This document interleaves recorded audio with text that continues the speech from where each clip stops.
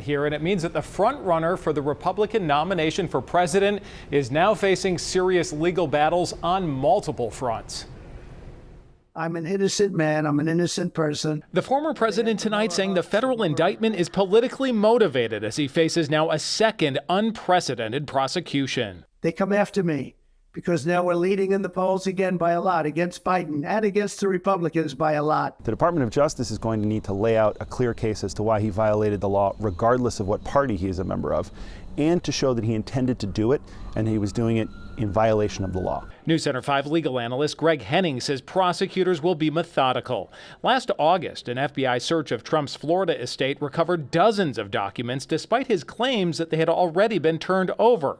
Special counsel Jack Smith has been investigating whether he broke the law by holding on to the documents and whether he obstructed government efforts to recover them. President Trump. This marks Trump's second indictment in a matter of months, adding more court dates to an already busy campaign schedule. So he's now going to be fighting two legal battles in two different sections of the country in the state and federal court system while he's running for president of the United States. But it was Trump himself who broke the news of the indictment tonight, using his social media platform to fundraise as he faces the possibility of prison time if he's convicted. By coming out on his own and disclosing this indictment before the Department of Justice can seize control of the message and the news story, he has made this a political case before anybody else gets to talk about it.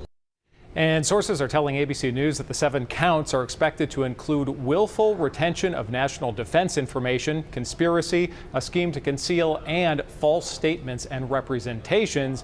Again, we're expecting to see the former president in a federal courtroom on Tuesday.